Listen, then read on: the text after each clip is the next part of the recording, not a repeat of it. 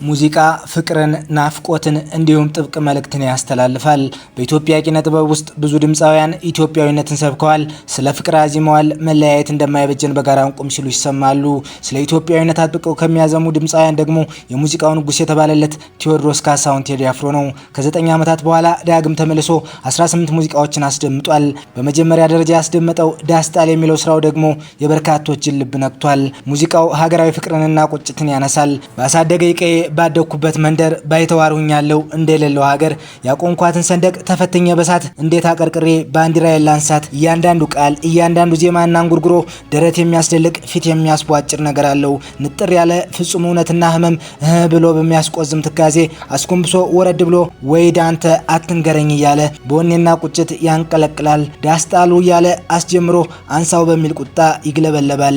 ስለ አስደናቂው የቴዲ አፍሮ አልበም እንዲሁም ደግሞ በአልበሙ ውስጥ መሪማ ሲል የገለጻት ማነች የሚለውን እንነግራችኋለን። ቻናላችንን ላይክ እና ሰብስክራይብ በማድረግ አብራችሁን ቆዩም። ከአዲስ አበባ እስከ ዱባይ ኢትዮጵያዊነት ድምጽ ባለም አቀፍ መድረክ በኃይል የተስተጋባበት ሙዚቃ የሙዚቃው ንጉስ ቴዲ አፍሮ በአዲሱ ስራው ኢትዮጵያውያን ብቻ ሳይሆን መላው መካከለኛው ምስራቅ እያነጋገረ ይገኛል።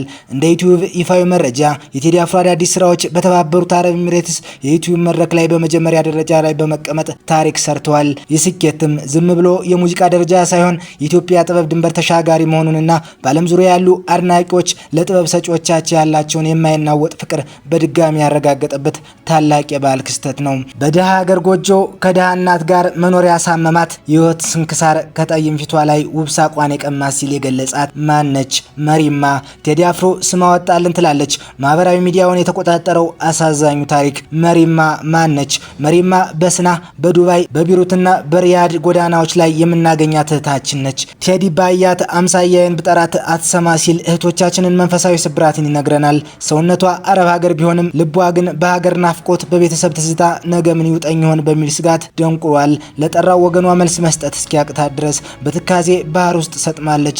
ታሪኩ እንዲህ ነው። ያኔ የዛሬ 20 ምናምን ዓመት ነው። ያኔ አረብ ሀገር የመጣው በሀያዎቹ ጠዋት የነበርኩና የምሽት ክለብ ጋር ለመጀመሪያ ጊዜ የተዋወቅኩበት ነበር። ያኔ አረብ ሀገር በመጣው በ2 ዓመቱ ለመጀመሪያ ጊዜ ወደ ሀገር የመመለስም ነበር። በዛን ጊዜ ባህሬን ያለን ኢትዮጵያን በቁጥር ጥቂቶች ነበርን። ወደ ሀገራችን ስንሄድም ሆነ ስንመጣ ጉዟችን በየመን ስናን ከተማ በኩል ለአንድ ቀን አድረን ነበር። ያኔ ነበር እስከ ዛሬ ድረስ የኔና የቤተሰቤ ልብ ወዳጅ ወንድም የሆነው ከቀረው ጎበዙ ድራመር ሳምሶን ጂፋር ጋር ከባህሬን ዕቃ ተልኬ ሂጄ የተዋወቅኩት። እናም በዛን ጊዜ ሳሚዬን መተዋወቅ ማለት ማታ ላይ ባንድ ለማየት መሄድ ያለብንን ቦታ የሚነግረንና የሚነግረንና ውስጥ አዋቂ ሰው ያዝን ማለት አይደል። ስለዚህ ዛሬ የምንጫወተው ኮፊ ሃውስ ኑ ካለን ወደ እነሱ በሌላ ቀን ብላክ ላይን ምናምን የሚባል ቦታ ይሻለናል ሲል ሩጫ ወደዛ። ምክንያቱም ከቀናት በኋላ ወደ ባህሬን እመለሳለሁ።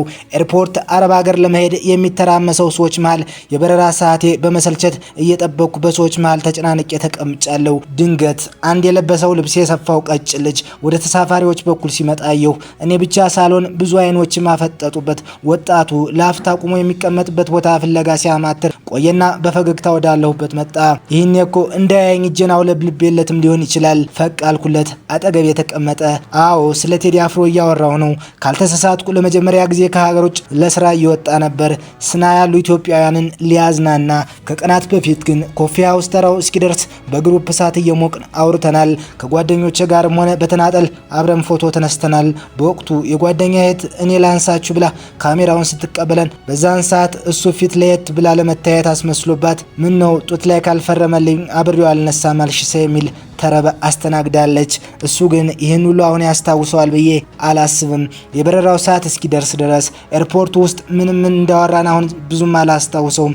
ኤርፖርቱ ግን እጅግ ይሞቅ ነበር። ልክ እንደምንሄድባት ሀገር ሀሩር ሙቀቱ ሶፍኬት ያደርጋል አይደል አለኝ። ይህችን እንግሊዘኛ ቃል ስሰማ እስከዛሬ ድረስ እሱን ታስታውሰኛለች። በሱ ፈንታ ሌላ ሰው ቢል ግን አስታውሰው ነበር ስትል ራሷን ትጠይቃለች። የወንበር ቁጥራችን ተከታታይ ሆኖ አይመስለኝም። ብቻ አውሮፕላን ውስጥ አጠገብ ላጠገብ ተቀምጠናል። በቀኙ ነው መተኛ ሲፈልግና አልመቸው ሲል ሹራቤን ሰጥቸው ሲንተራሰውና ለመተኛ ሲሞክር አስታውሳለሁ። አውሮፕላኑ ሙሉ ነበር፣ ሁሉን ሸክፎ የያዘ። በተለይ ደግሞ እነ መሪማን። ከመሪማዎቹ ውስጥ ሁለቱና ከፊታችን የነበሩት ወጣት ሴቶች ልጆች ወደኛ ዙረው በአውሮፕላኑ መቀመጫ መካከል እያጮለቁ እያዩት እንደ ልጅ ሲቦርቁ ትዝ ይለኛል። ቴዲና አይደል ሳይሉት ባወቅኩ አይነት ሲያዩት አቦጊዳ ቢወጣም ይመስለኛል ልቤ ላይ ቀርቦም ነበር። ገና በጠዋት ፍቅራቸው ሶፍኬስ ሲያረገው አይቸው ነበር። ያኔ እነዛ ሲስቁ ሲያስቁንና ስንስቅባቸው የነበሩ ሴት ልጆች አሁን እንዴት ናቸው? ያኔ እነዛን በዛ ሰዓት አውሮፕላኑ ላይ ወደፊት እየተጓዝን ወደ ኋላ እያዩ ሲስቁ የነበሩት መሪሞች ያ ፊታቸው አሁንም በተስፋና በጉጉት እንደተሞላ ይሆን? ያኔ የነበሩት አሁን ፍርቱና የታደረሳቸው ይሆን? ቴዲን በተለያዩ አጋጣሚዎች ከዓመታት በኋላ አይቼዋለሁ፣ አግኝቼዋለሁ። ታስሮ ሲፈታ ህፃናት ከነበሩ ልጆች ጋር ሙዚቃውን በእርግጄ እየዘለልኩ ጨፍር ያለው ያማል በቃ ብሎኝ ፎቶ ያለበት ቲሸርትን ለብሼ ከጓደኞቹ ጋር ወጥቼ በደስታ ችርስ ተባብያለሁ። እንደ አንድ አድናቂ ብቻ ሳይሆን እንደ ኩያው ባለዘመን ቴዲ ለኔ ልዩ የሚሆነው እሱ ውስጥ ያለችው ኢትዮጵያ እኔም ዘንድ አለችና ነው። ለኔ ቴዲ ልዩ የሚያደርገው ልዩ ነገር ሀገሬ እንዳጠፋብኝ ስለሚያግዘኝ ነው። ምናልባት አንዳንዶች የቴዲ ሀገር የነሱ አትመስላቸው ይሆናል። ምክንያቱም ዋናው ሀገር የሚለው ነገር ከነሱም ውጭ መኖሩን እንደሚያምኑ አድርጓልና። ያንተ ሀገር የኔ አትመስልም እያሉ ቢያንስ ሀገር እንዳላቸው በጃዙር አምነዋልና። ሀገር አለማስጠፋት ማለት ይህ ነው። ባይሆን የምፈራቸው የቴዲ ሀገር የኛ ብቻ ነው በማለት በአድናቆታቸው ቴዲ ሙጭጭ ያለላትን ሀገር ስለሚያበላሹት ነው። በተለይ ግን ሀገር የሚነሱትን ዛሬም እንደ አብዛኛው ኢትዮጵያውያን አንድ ሁለት እያልኩ በተለይ ስለ ሀገር ዛሬም ያለውን ልሰማ ስሰናዳ ግን መሪማ ጋር ነጅሶኝ ወደ ሌላው መሻገር አቃተኝ። ሳልፈልግ እነዛን አውሮፕላን ውስጥ ወደ ነበሩት መሪማዎች ጋር 25 ዓመታትን ቆጥሬ ወደ ኋላ መለሰኝ። ዛሬም ከነመጥረጊያቸው ቆመው እየቆዘሙ ይሆን? ራሱ ቴዲ ዛሬ ስናን ሄዶ በስማቸው ቢጠራቸው ያስታውሱት ይሆን? የት ቢሆኑ ዝሮዋ ቤት ይሉት ይሆን ብዬ ሳስብ እነዛ ስም የለሽ ሟቾች ትዛሉኝና እምባዬን ሳላስበው ፊት አልፎ የቤት ወለል ላይ ጠብ ሲል ደነገጥኩ። ወንድ ልጄ በሁለት ጆሮሽ እስከ መጨረሻው ከፍተሽ አንድ ዙር ለብቻሽ ስሚና ሁለተኛው ዙር ላይ አብሬሽ ሰማለሁ ብሎኝ ሶፋ ላይ አጎንብሼ እየሰማው ነበር። አቤልዬ ስሜታዊ ሰውን አይቶ ምን ሆነሽ ነው አለኝ። ዘፈነልን፣ ለሚያውቀን ዘፈነልን፣ ስም ለሌለን ለስም የለሾቹ በልካችን ስም አወጣልን። መሪም አለን አልኩት። መጀመሪያ ከሄደበት ስናን ጀምሮ ባህሬን ማረሳት አልኩ በደስታ። እነዛ አስከሬናቸው ኢትዮጵያውያን ናቸው እያለኝ ስም ያወጣሁላቸው እነዛ አብደው ያሳበዱኝና ሰውነቷ የሚል ፊልም ያሰሩ ስም የለሽ እህቶቼን ነው ስም የሰጠልኝ። እነዛ ቁሞ የቀሩ እህቶቼ፣ እነዛ ሙተው ፍትህ ያጡት፣ እነዛ ነው ወደ ሀገርሽ የሚላቸው ላጡት ሀገር የሰጠልኝ። ማየ ሁሉንም ስም ያለኝ ልጄ ሌላውን ደርስበት የልብዬ እስካሁን መሪማ ላይ ደጋግሜ እየሰማሁት ነው። ይዘፈን ለቴዲ ለስራ ሄዶ ባየው በሰማው ይህን ያህል ስሜት ከፈጠረበት በዛ ህይወት ላለፍንና እያለፍን ላለን ምን እንደሚሰማን አስባችሁታል? ይዘፈን ቴዲ እኮ ስለማዳም ቅመሞች ዘፈነ ብላችሁ ሀሳብ እንዳትቀላቅሉት እንዲሁ አደራ። ቴዲ ስምና ያወጣልን፣ ቴዲ ሐውልትን ያቆመልን ለመሪማዎች። ቴዲ ለኔ እስከ ዳር ግርማዬ እንኳን በእኛ ዘመን ወርክልን እልሃለሁ። እንኳን ሀገሬን እንዳጠፋብኝ ያገዝከኝ አመሰግናለሁ ስትል ገልጸዋለች። እናንተስ እስካሁን ከቴዲ አልበም የትኛው ወደዳችሁ? ሀሳብ አስተያየታችሁን አጋሩን። ቻናላችንንም ላይክ፣ ሼር፣ ሰብስክራይብ በማድረግ ቤተሰብ ይሁኑ። ሰናይ ጊዜ ተመኘን።